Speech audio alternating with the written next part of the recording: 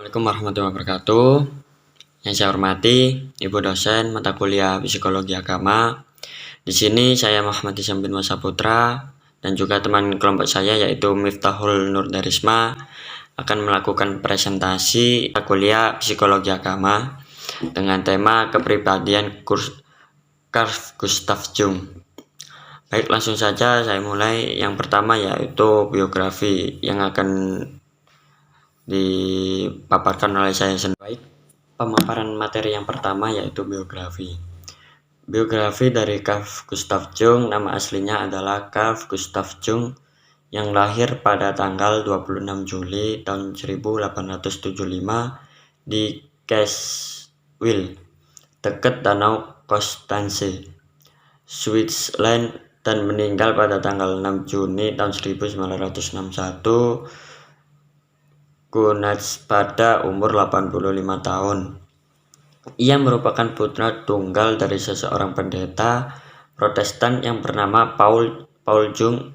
Ibunya bernama Emilie Brasseur yang merupakan anak dari seorang ahli teologi.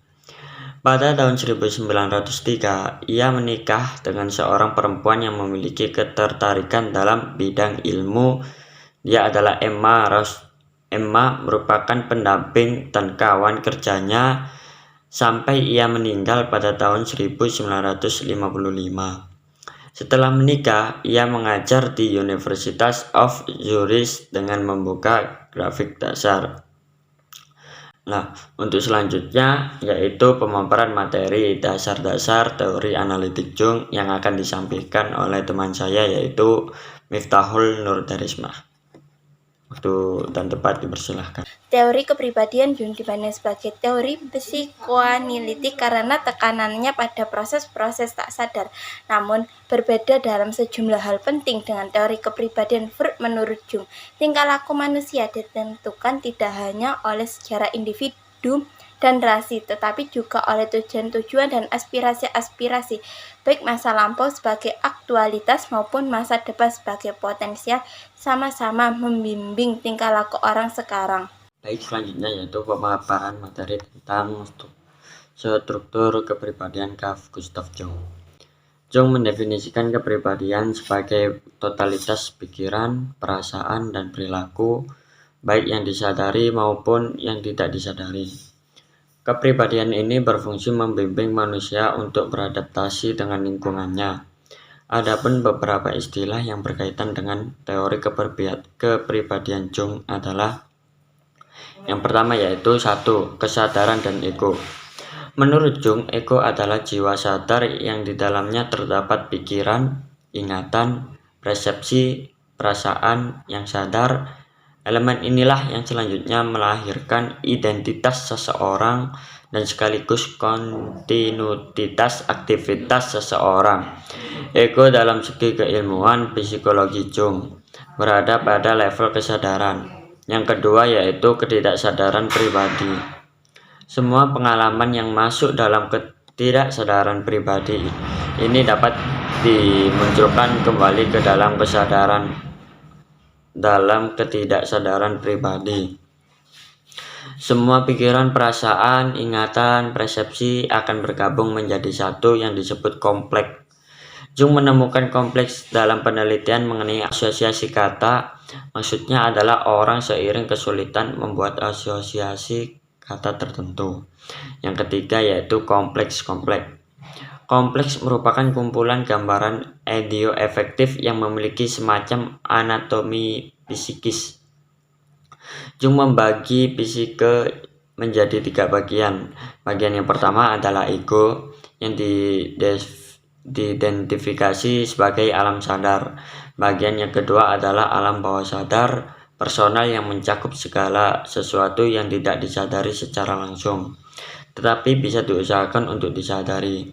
Alam bawah sadar personal adalah alam bawah sadar yang seperti dipahami oleh kebanyakan, yaitu mencakup kenangan-kenangan yang dapat dibawa ke alam sadar dengan mudah, serta kenangan-kenangan yang ditekan karena alasan tertentu. Dan untuk yang keempat akan dilanjutkan oleh teman saya. Ya, teruskan tentang struktur kepribadian Jung yang nomor 4, yaitu sikap. Jung membedakan dua sikap atau orientasi utama kepribadian, yakni sikap ekstraversi dan sikap introversi. Sikap ekstraversi mengarah sang pribadi ke dunia luar, dunia objektif. Sikap introversi mengarahkan orang ke dunia dalam dunia subjek. Kedua sikap yang berlawanan ini ada dalam kepribadian, tetapi biasanya salah satu di antaranya dominan dan sadar. Apabila ego lebih bersifat ekstrovert dalam relasinya dengan dunia, maka ketidaksadaran pribadinya akan bersifat introvert. Kelima adalah ketidaksadaran kolektif. Ketidaksadaran kolektif merupakan kebalikan dari ketidaksadaran pribadi yang penekanannya yang ada pada pengalaman individual. Di dalam ketidaksadaran kolektif juga terdapat persona. Persona adalah topeng yang Anda tampilkan ketika menampilkan diri ke dunia luar. Walaupun awalnya ini adalah bagian dari arketipe. 2. Anima. Anima adalah kepribadian laki-laki yang mengandung komponen kepribadian wanita. Animus adalah kepribadian wanita mengandung komponen kepribadian laki-laki. Melalui anima dan animus ini, manusia dapat memahami orang dan kelamin dan jenis kelamin lain, sehingga dapat menyesuaikan diri dengannya. Ketiga, shadow. Shadow merupakan lapisan yang rendah dari kepribadian, yaitu sejumlah unsur psikis yang bersifat personal dan kolektif. Unsur psikis disangkal dalam kehidupan karena tidak salah ras dengan sikap sadar yang sudah dipilih. 4. Self. Self merupakan arsetipe yang paling penting yang menjadi tujuan akhir kehidupan. Self adalah perjuangan ke arah kesatuan, integrasi, dan kebulatan dari semua segi kepribadian. Kesatuan merupakan ciri yang berkembang yang pada akhirnya menjadi sehat secara psikologis. Terakhir adalah fungsi. Menurut Jung, fungsi psikologi fundamental ada 4, yaitu pertama, pikiran. Pikiran dapat memunculkan suatu ide-ide dan intelek yang dapat memahami hakikat manusia dan dirinya sendiri. 2. Perasaan. Perasaan merupakan fungsi evaluasi yang memiliki nilai benda-benda yang positif maupun negatif. Hal ini dapat memberikan suatu pengalaman kepada manusia. 3. Pendirian. Pendirian merupakan fungsi perseptual atau fungsi kenyataan.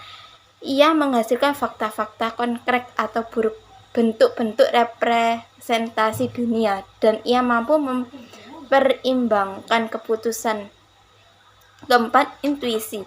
Intuisi adalah persepsi melalui proses-proses tak sadar dan isi di bawah ambang kesadaran. Orang yang intuitif melampaui fakta-fakta, perasaan, dan ide-ide dalam mencari hakikat kenyataan. Baik, untuk selanjutnya yaitu pemaparan materi tentang pemikiran Carl Gustav Jung tentang agama. Pemikiran. Jung mendefinisikan agama sebagai keterkaitan antara kesadaran dan proses psikis tak sadar yang mempunyai kehidupan tersendiri. Menekankan ke aspek psikologi, menurut Jung, agama adalah pengalaman batin dan kekuatan yang dinamis yang didalami sebagai rahasia. Sebagaimana super manusiawi dan ilahi, kekuatan dinamis ini tidak bergantung dan pilihan kehendak atau kesadaran dari ego, tapi melampauinya dan malahan sering memuji dan menguasai subjek.